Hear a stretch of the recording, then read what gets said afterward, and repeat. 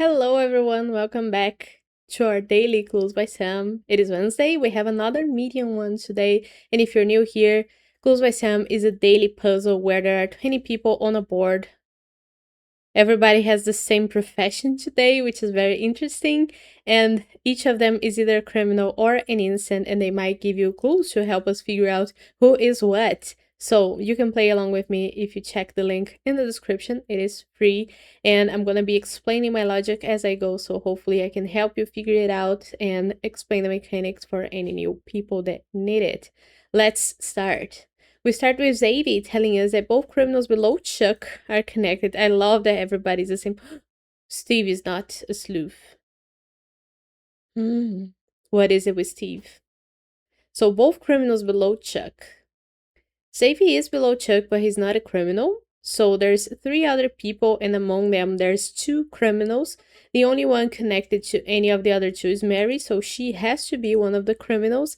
And neither Hilda or Steve are gonna be the second criminal. So that means that they have the same color to indicate that whatever one yellow is, the other yellow is not. Now, Mary says that only one of the 3 criminals in row 1 doesn't neighbor Emily. So there's 2 people in row 1 who neighbor Emily, and one of those is not a criminal because only one of the 3 criminals. That clue is very tricky. So it is actually the opposite. One of the 3 there's 4 people in row 1, right? 3 of them are criminals, which means there's only one innocent. And only one of the 3 criminals in row 1 doesn't neighbor Emily. So it means that of the 2 people that don't neighbor Emily, one of them is gonna be the criminal remaining in row 1. So we tag them as opposites because 2 people, one of them is going to be a criminal, obviously the other one's going to be an innocent, and we need the other 2 people who neighbor Emily to be criminals as well, so we can have, oh, I bet that clue is going to get a lot of people unintentionally. But it is really fun, I love it. I love the way it was written, so thank you, Sam. Alex now says that an odd number of innocents on the edges neighbor Ike. So Ike has the 2 people who don't neighbor Emily in row 1 as neighbors on the edge, neighboring him, and one of them is going to be an innocent. Besides those 2, Ike has only one more person on the edge neighboring him, that's Nala, and if Nala were to be an innocent, that would render Ike with 2 innocent neighbors, and 2 is an even number, so we know that Nala couldn't be an innocent. She has to be a criminal, so that Ike is left with an odd number, and we don't need Alex's clue anymore because of the tags here, so we click on it. Now, Brett says there's only one innocent in row 4. Okay, we're gonna be reminded of that later. Nala says that Ike is one of her 2 innocent neighbors, so Ike's an innocent. She has only one more. And both Hilda and Steve, who have one innocent among them, neighbor Nala. So that means that her second innocent is gonna be here in column C, so anybody not in column C neighboring Nala is not an innocent, and we don't need her clue anymore. Now, Ike says that exactly one innocent in column C is neighboring Brett. So Brett has 2 people neighboring him in column C. One of them is Chuck, the other one is Hilda. And they are going to be opposites because only one of them is going to be an innocent. But how does that go with us finding anything out? I don't think we get anything new from that, so I'm gonna go back to that later. Tina says that only one of the 5 criminals neighboring Lucy is in row 2. So Lucy has 3 people neighboring her in row 2, and only one of those 3 is a criminal. So let's say that as Gus. That will make both Emily and Hilda innocents, and because Hilda is an innocent, Steve will be a criminal. Now Lucy has 3 criminals neighboring her, so she needs 2 more. We know that in row 4 there has to be 1 innocent, and 1 innocent only according to Barrett. So the 2 criminals that Lucy needs would be one of the people here in row 4 and Kyle. What if, on the other hand, Hilda was the criminal neighboring Lucy here in row 2? That would mean that Steve is an instant, and Steve will be the single instant in row 4. So both Raul and Pam will be criminals, and Lucy will be left with 1, 2, 3, 4 criminals again, which would make Kyle a criminal. So we know that in both scenarios, it doesn't matter who is a criminal here in row 2 and who is an innocent here in row 4. Kyle has to be a criminal to complete Lucy's 4 criminal neighbors. Okay, so that's good. I like it. Now, Kyle says that Raul is one of his 2 criminal neighbors, whereas Raul is a criminal. And since we know that row 4 has to have 1 innocent, either Pam or Steve are gonna have to be that innocent. And Raul has to have a 2nd criminal neighbor. So, could it be? Let's just think about this. If Pam is an innocent, that reflects on Steve being a criminal and Hilda being an innocent, which would give Kyle his 2nd criminal neighbor here, because either Emily or Gus would have to be the 1 criminal person that neighbors Lucy in row 2.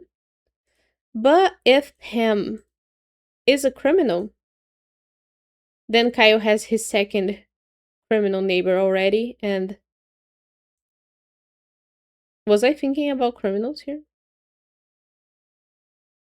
Yeah, because Hilda would be an innocent, right? So Pam being a criminal makes Steve an innocent. Did I say it wrong before? Nah, because these 2 being innocents. So that's the right thing to think about.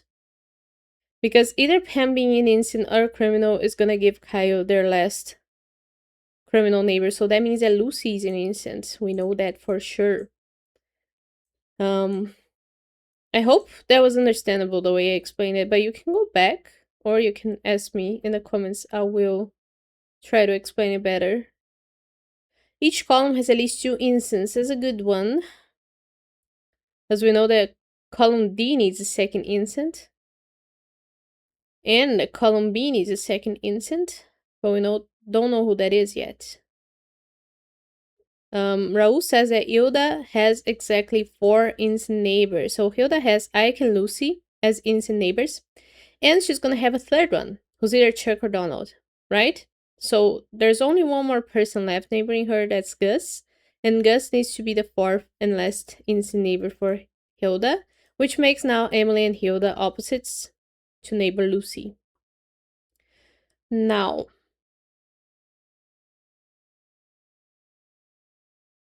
how else? Because we didn't get a new clue from Gus.